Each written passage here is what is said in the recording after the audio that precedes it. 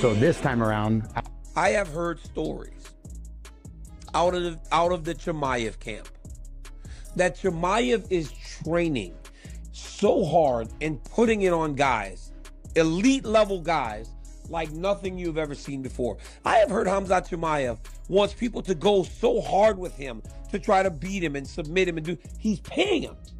He doesn't care. I got some guys in the gym, at my gym, that know people there. They're like, man, this dude, if somebody can submit him, there's like money. The Saints got in trouble for bounty gate. Khamzat's putting a bounty on himself to make guys give him all that they have. This dude, it's different.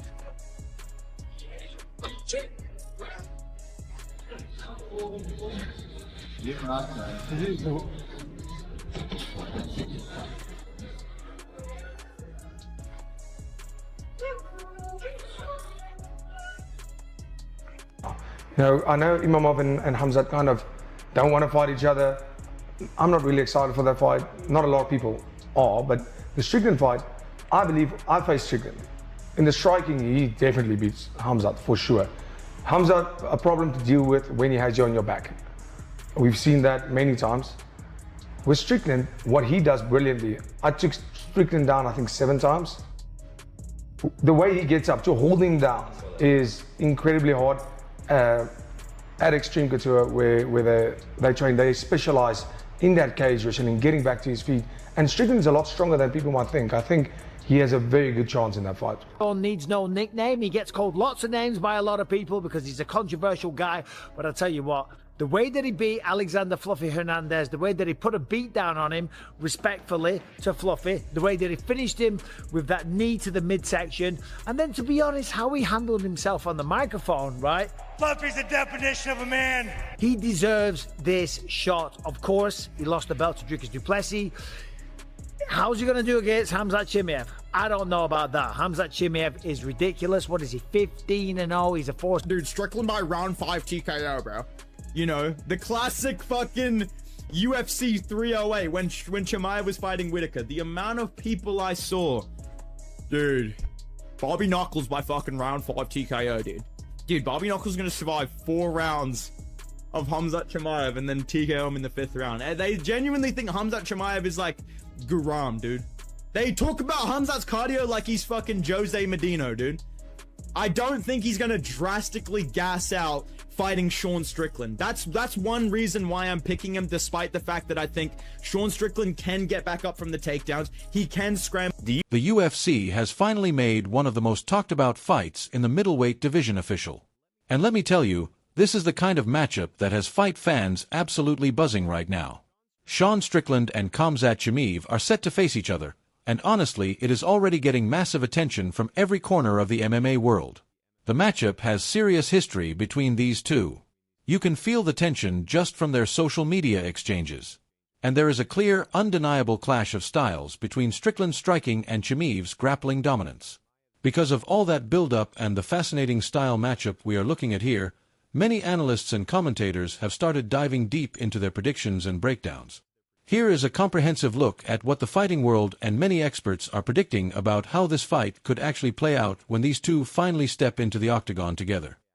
That could be a problem, but realistically, do I think that Sean Strickland can stuff takedown after takedown and chain wrestle and stuff? I don't know. And if I was going to be honest, no, I don't think so. I think that Khamzat could do, maybe not exactly what he did to DDP, but he can eventually, if he, plays this smart and does the safe route, he can absolutely win this fight by like ground and pound decision, or not really ground and pound, but like top control, very light ground and pound decision. Or he could submit Sean Strickland. I could easily see him getting to the back and, with that freakish level strength he has and the squeeze, that could be part of it as well. So yeah, I am so in for this event though. That's so sick. May 9th, Strickland and Khamzat Chimaev. He's on the feet for a very, very long time. I can see Strickland. If it is on the ground for long periods, or even early, I'm saying Chimaev probably washes him. But, I mean, you see, as of right now, it's not. Michael Bisping, who knows a thing or two about middleweight championship fights, looked at this matchup as a really serious test for Sean Strickland. He described it as a legitimately dangerous challenge, even though Strickland just had a strong win before getting this title-level opportunity. Bisping pointed out that Strickland absolutely earned this opportunity after the impressive way he handled Anthony Hernandez, also known as Fluffy Hernandez. He was especially impressed with the relentless pressure Strickland applied throughout that fight and the devastating body shot finish that ended things. At the same time, Bisping sees Khamzat Chimaev as an unbeaten and extremely dangerous fighter who usually overwhelms opponents and dominates them physically from the opening bell. Even when Chimaev went to a decision with Dricus du Plessis, which some people tried to frame as a weakness, Bisping still saw that performance as proof that Chimaev can control even elite fighters for long stretches of a fight while maintaining suffocating pressure round after round. I am, of course, talking about the one and only Khamzat Chimaev taking on for the middleweight title, Sean Strickland. That is correct. Sean needs no nickname. He gets called lots of names by a lot of people because he's a controversial guy. But I'll tell you what, the way that he beat Alexander Fluffy Hernandez, the way that he put a beat down on him respectfully to Fluffy, the way that he finished him with that knee to the midsection, and then, to be honest, how he handled himself on the microphone, right? Fluffy's the definition of a man. He deserves this shot. Of course, he lost the belt to Dricus du Plessis. How's he going to do against Khamzat Chimaev? I don't know about that. Khamzat Chimaev is ridiculous. What is he, 15-0? He's a force of nature. Of course, went to a decision with Dricus du Plessis, controlled him throughout the entirety of the fight. Yes, he was trying to finish it, but he didn't get it. But other than that, he does smoke most people. Bisping also explained that the real question in this fight comes down to whether Sean Strickland can effectively deal with Khamzat Chimaev's wrestling and relentless forward pressure. In his view, that single factor could decide everything about how the fight plays out.